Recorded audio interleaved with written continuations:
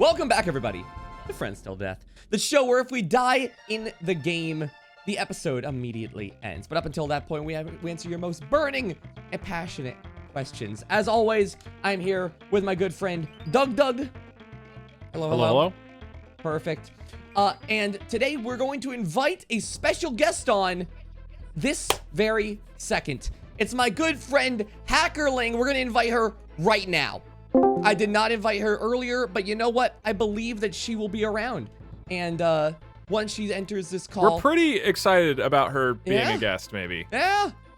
I'm confident she'll be here. And when she's here, everything will be amazing and we can carry on from there. I'm excited to watch some of this Donkey Kong Country. Answer some questions. I'm ready. They did not pick up. Okay. Do we just roll with it? Do we just answer the... Do you want to just ask me the question? Yeah, this was supposed... It was supposed to be like a special guest episode. Okay. They were around earlier. I picked this... Like, we... So... Do you just want to, like, ask it, or... So you could get plastic surgery for free, but you can't ever use a mobile device again. You can get plastic... No. What? Yeah, that one's... It was kind of for the guest. Yeah. No, that question sucks. Okay. Here's the next question. We had some stuff planned out for Hacker, but... Sorry, go ahead. Yeah, would you do this? You fall in love with the perfect person, but you fall out of love with the rest of your family. Oh. You fall in love with the perfect person, but you fall out of love with your family? Oh, man. I don't know how to... No, I don't think I could. I think I would do it. Oh no. You think you would do it? I think I would do it. Hopefully my family doesn't listen. I'm thinking about this from a pure utility perspective of like how many hours of my life am I going to spend with this person? Fall in love with although it also says fall in love with the perfect person. Presumably they're falling in love with you back. I don't know, man. You'd spend like your whole life with that person and then family. I love them. But, you know, it's not, I'm not living with them, you know? Yeah. It would be selfish of them if you think about it. You know what? That's a fair point. I gave them a lot of my life. My mom is being extremely selfish right now. Yeah. In this hypothetical situation. Like, geez, let me go, Mom. Let me go fall in love with this random perfect person who I don't know. I mean, you've already given them so much of your life.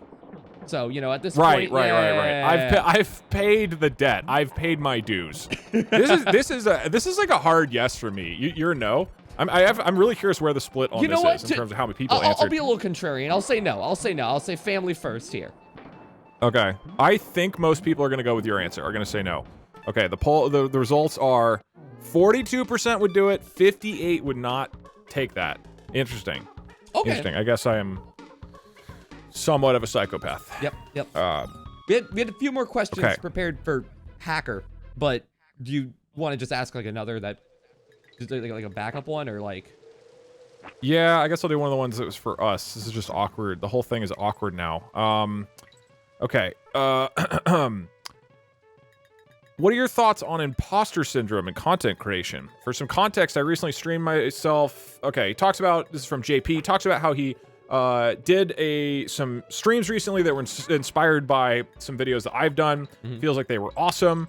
They ended up like different than how I did it, but he felt guilty afterwards and doesn't know where to go in terms of growing a channel or trying new types of content without just like you taking heavy inspiration from other people. Sure. So there's sort of two different things of like imposter syndrome / how to grow and try new things without taking direct inspiration. I actually have some thoughts on this. I think for in the early stages of making things, for anybody who's creative, I think taking a heavy inspiration from others is like not only important, it's like probably necessary. Like there's a great quote by Ira Glass, which is quoted a lot, which is like when you first start out, you have to develop your taste, or no, you have good taste, but you aren't making things that are up to your taste yet. And I think that's sort of the idea is like you kind of know like what you're gonna like, but you don't know what that is yet. You haven't like done the experimentation to sort of like grow and develop something. And the way you get there and the way you figure it out is by testing a lot and by just trying a lot of stuff. So even if you watch my things and you're like, wow, that's really original. First off, it's not. Like everything is inspired by everything else. Like Twitch plays is not original. Voice commands is the example that was given here. That's not original. I didn't come up with voice commands. Jerma is who I got that idea from because he played Team Fortress 2 with voice commands in like 2015 or 14 or something. And I was like, holy shit, that's awesome. And then I adapted it in varying ways. So everybody's inspired by everybody else. But also, like, you got to try that. You got to just try stuff that's heavily inspired by other people to figure out what are the pieces that really connect with you. And if you know, a lot of it I didn't publish, but I made many things before my channel took off, before I found, like, my style, that were in other people's style. And that's how I sorted out, like, what pieces came from where. So I actually, like, fully encourage people to take heavy inspiration from anything I do.